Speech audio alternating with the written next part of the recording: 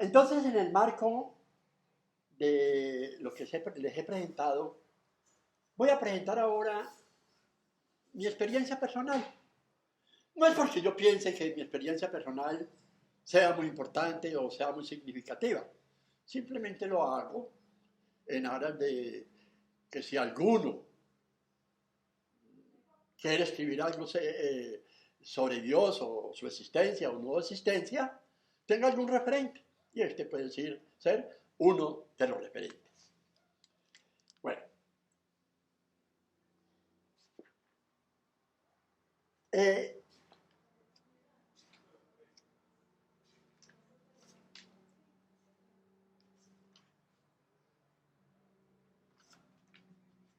a ver, primero voy a hablar muy rápidamente, el texto también está en el programa, de diferentes momentos. En mi infancia,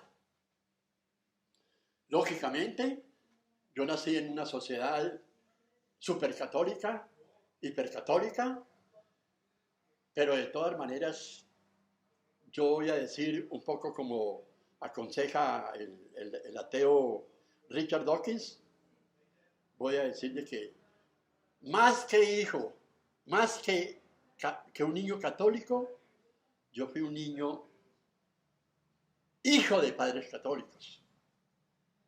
Mucho más adelante, cuando ya tenía unos 18, 17, 18 años, yo recuerdo que escribí un artículo que me publicaron en la Patria de Manizales, artículo en el cual yo planteaba que en esa sociedad en que vivíamos no nos debían de bautizar recién nacidos, sino que deberían esperar a que tuviéramos la madurez suficiente para poder asumir en forma mucho madura, más racional, más comprometido, el problema del bautismo. Pero bueno, así pues de que en mi infancia nosotros vivíamos en un pueblo muy católico llamado Neira Caldas y teníamos una particularidad. Vivíamos en toda una esquina del parque, a todo el frente de donde vivían los curas, un cura párroco y dos coadjutores. Ellos prácticamente desde el balcón de su casa observaban todo lo que ocurría en la casa de mi familia. De esa época de niño tuve muchas travesuras, no por el problema de si yo existía o no existía, que me iba a plantear en esa época ese problema, sino simplemente travesuras. Una de ellas era que yo tenía un deseo enorme de comprobar a qué sabían las hostias. Y entonces, pero es un día, cuando no había hecho la primera comunión, de todas maneras había llegado un padre que no me conocía, y entonces cuando estaba dando la comunión, me acerqué y comulgué. Pero en realidad, les confieso, de que la hostia no me supo nada. Pero bueno, eso es broma. Llegada la época ya de mi adolescencia, estando en el bachillerato, yo no sé ni cómo ni cuándo, resulté estudiando para cura, estudiando para seminario en los padres redentoristas, de estos que están en Buga.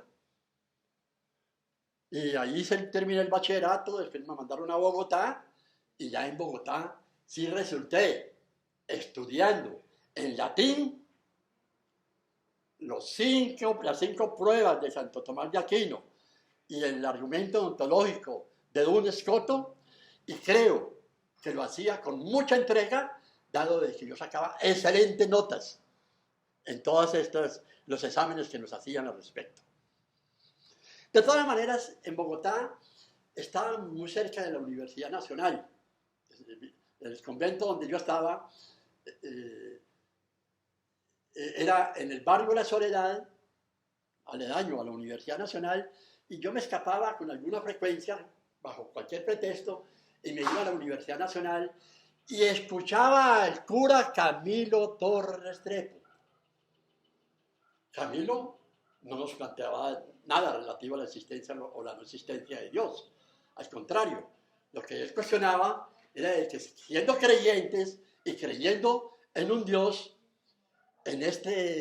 y siendo cristianos, en esta sociedad tan pobre, en esta sociedad tan subdesarrollada, decía él, en esta sociedad donde había tanta pobreza y tanta miseria, un cristiano éticamente tenía que ser un revolucionario, convertir el amor cristiano en un acto de solidaridad social. Entonces, por esa vía, yo muy pronto resulté estudiando en la Universidad Nacional y dándole un cambio de rumbo a mi vida. En la Universidad Nacional terminé mis estudios, terminados mis estudios me dediqué me fui dedicando progresivamente, sobre todo a la política, participaba en la política, pero también participaba o actuaba en la investigación social. Era el campo en que me iba a desenvolver durante mucho tiempo en mi vida. Y en esta época de investigador social, cuando comencé a ser investigador social, pues tampoco me preocupaba el problema de Dios. No volví a plantearme lo que me planteaba en el seminario, me había olvidado de todo eso, y no volví a plantearme el problema de Dios. Y hasta que un día, porque yo en esa época defendía, si soy científico, a la ciencia no le corresponde ni probar que Dios existe, ni probar que Dios no existe. Por lo tanto, el problema de Dios no es un problema que le compete a la ciencia, entonces por eso yo me descuidé completamente de ese tipo de reflexión. De todas maneras, mucho más adelante, un día cualquiera, cayó en mis manos un librito muy hermoso del padre jesuita Taillar de Chardin. El librito del padre se titulaba La aparición del hombre. La aparición del hombre. Pues les cuento de que esa misma tarde y parte de esa misma noche me devoré ese texto. Y esa misma noche llamé a un librero amigo y le dije que como salía de vacaciones me consiguiera algunos libros de Taillar de Chardin. Efectivamente, al otro día fui a su librería y me tenía otros 3 muy buenos libros de Taillar de Chardin, de manera que pasé unas vacaciones muy leídas. De todas maneras, esta primera lectura de Taillar de Chardin me dejaron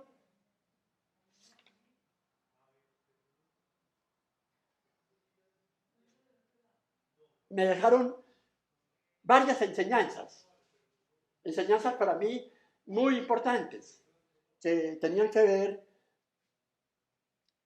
básicamente con lo siguiente. Yo voy a presentar qué fue lo que me quedó después de esa lectura que hice de Taillar de Chardin. Voy a leer. Primero, que para llegar a Dios, Taillar de Chardin había seguido el camino de la ciencia mediante el estudio de la evolución biológica.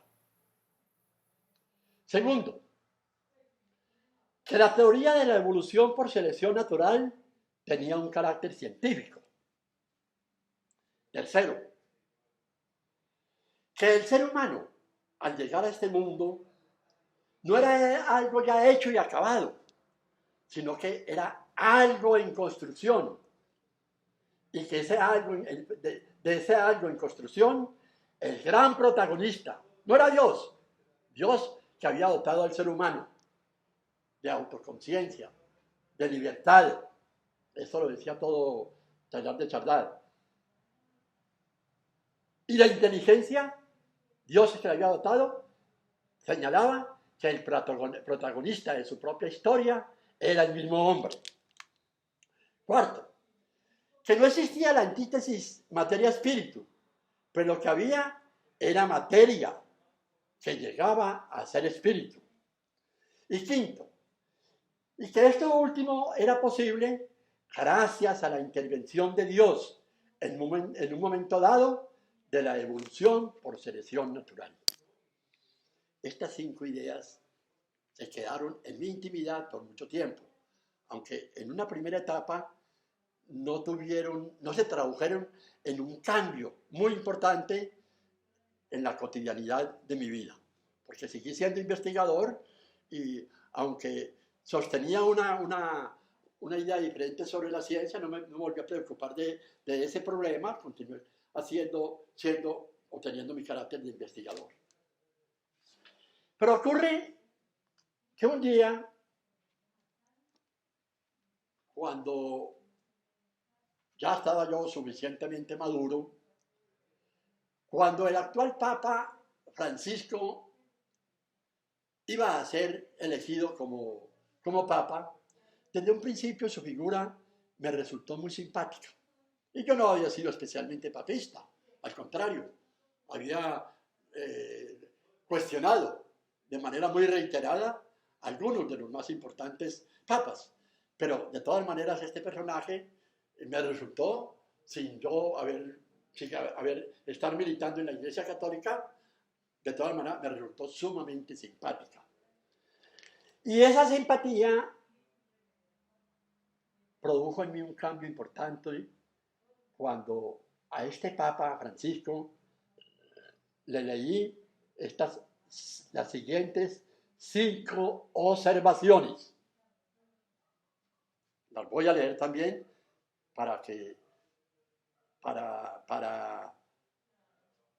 dada la importancia que tiene cada una de ellas.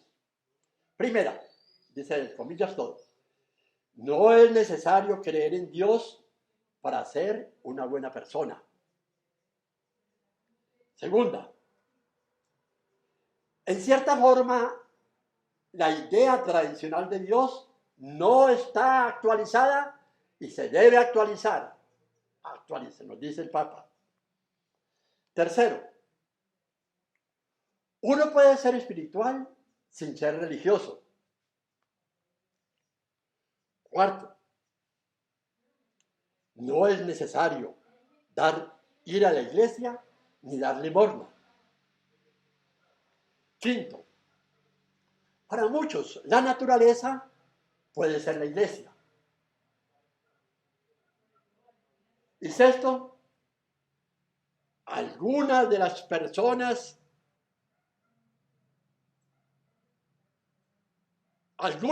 mejores personas de la historia no creían en Dios, mientras que muchos de los peores actos se hicieron en su nombre. Pues yo les digo sinceramente que estos 5 planteamientos produjeron en mí un gran impacto y me llevaron a comenzar a meditar y comenzar a pensar en todos estos problemas. Entonces, a partir de ese momento, comencé a realizar 2 ejercicios. Primer ejercicio, siguiendo al Papa Francisco, y quizás también, en este caso, a Albert Einstein, asumí el universo infinito como iglesia para hacer un ejercicio de observación sensorial y muy vivencial del firmamento. En ese plano. Aquí no estaba en un plano científico, no, simplemente sentarme a hacer ese ejercicio de observar qué veía yo en ese firmamento infinito. Ese era el primer ejercicio que lo hice reiteradamente durante un buen tiempo. Pasado un tiempo, no solamente me quedé ahí, sino que pasé a un segundo ejercicio.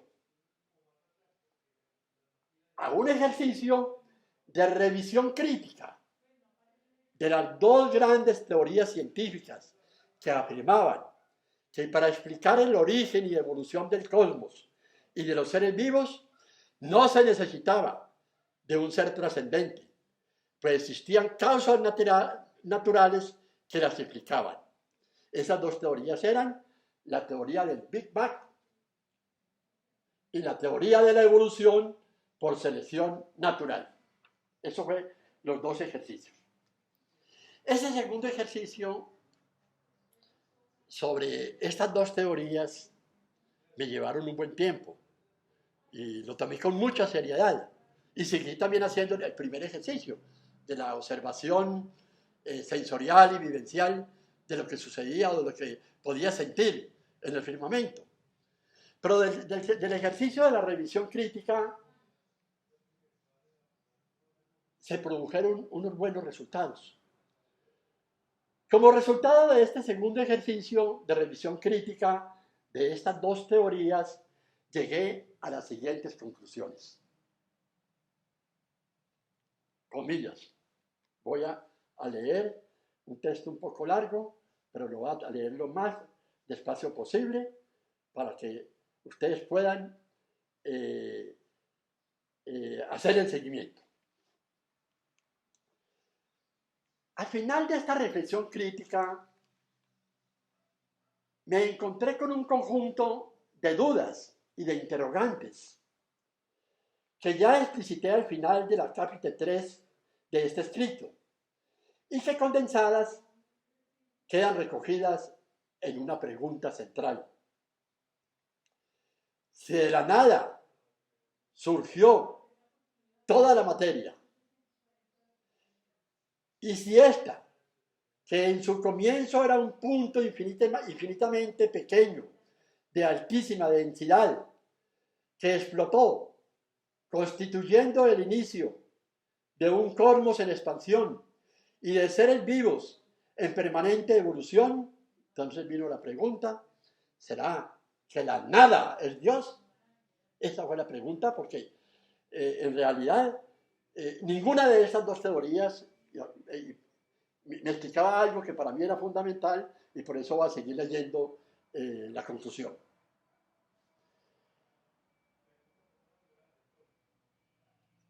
Fue así como pude apropiarme de argumentos que las teorías del Big Bang y de la evolución por selección natural, esto fue una conclusión, sin necesidad de apelar a un ser trascendente, podían muy bien explicar las leyes de funcionamiento del universo y de los seres vivos, pero no el origen o inicio del cosmos y del cerebro humano. Esa fue más o menos la conclusión a la cual llegué en la primera parte de esta reflexión. Entonces, sobre las anteriores bases, regresé al primer ejercicio, es decir, a una experiencia de observación sensorial y vivencial del firmamento, así como de las distintas formas de vida existentes en la Tierra. A esta experiencia, que por cierto, no me permitía probar la existencia de un ser trascendente, pero sí sentirlo y palpitarlo en la infinitud y belleza de un firmamento lleno de cuerpos celestes, sin chocarse entre sí, así como en esa maravilla llamada cerebro humano. Regresé entonces a estos ejercicios con la más firme convicción de que si había un Dios, este no podía ser sino un solo y único Dios, el real y ontológicamente existente, pues la idea de una pluralidad de dioses era incongruente con la concepción misma de Dios. De todas maneras, si en la tierra había tantos dioses, ello era explicable, dadas las lógicas desde las que el Dios objetivamente existente había sido asumido por iglesias, más humanas que divinas,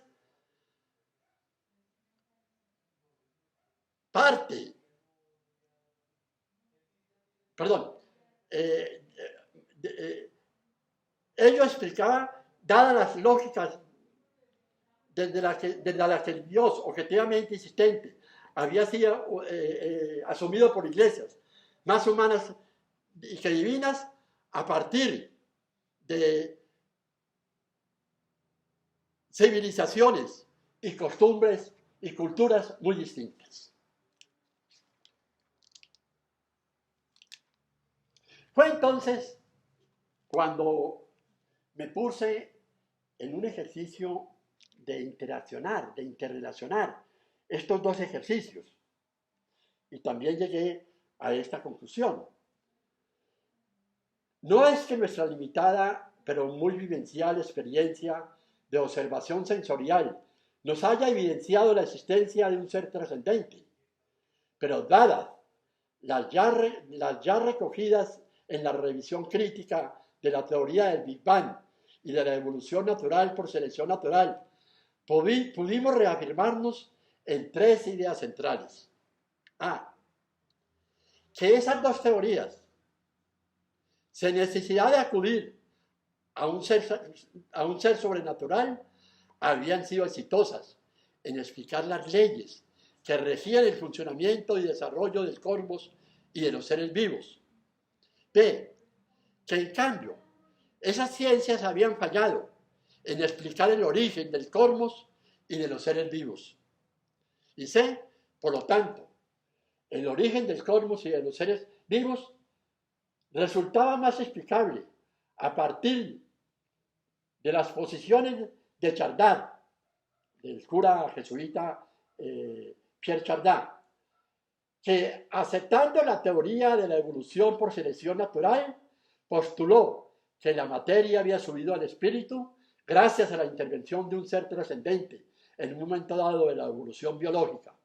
Entonces, como la ciencia no ha podido probar la existencia de Dios y ni siquiera la del origen o inicio natural del cosmos, el espacio ha quedado libre para que lo llene un ser sobrenatural, que siendo personal y singular, se puede sentir palpitar en la belleza y orden del universo, así como en la maravilla del cerebro humano. Esto es más o menos, digamos, en síntesis, el resumen, pero como el texto completo de esta charla está en YouTube, donde ustedes pueden, si quieren, acercarse a leerla. De todas maneras, de ahí yo derivé una serie de posiciones o de tesis o de principios que estos sí iban a tener, y efectivamente han tenido, una importancia práctica muy importante en mi vida cotidiana. En general, estos principios, ¿cuáles son? Primero, que no podemos hablar sino de un solo Dios, único, un solo Dios, singular y concreto, que es una fuente infinita de energía.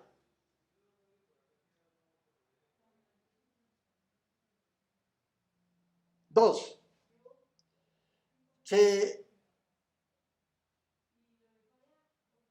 al surgir la vida humana o las diferentes formas de vida que observamos en la naturaleza, sobre todo la vida humana, Dios,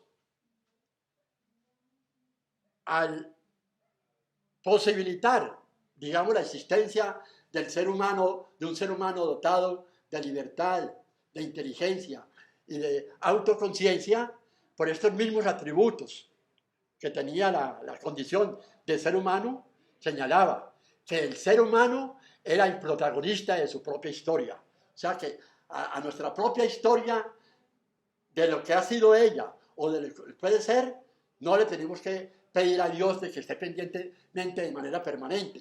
Dios nos dio la libertad y lógicamente es en esa perspectiva donde debemos actuar en la existencia. Ese es como el segundo principio importante que hemos definido, digamos, de esa observación de Dios. Y tercero, otro principio muy importante, o otra posición muy importante, que Dios no tiene nada que ver con el problema del mal. Que el problema del mal es un asunto profundamente humano. Es un asunto que nos toca a nosotros los seres humanos, porque un Dios que es infinitamente bueno, bondadoso, justo, maravilloso, espléndido, extraordinario, no puede, a Dios no le podemos atribuir ninguna relación con el problema del mal.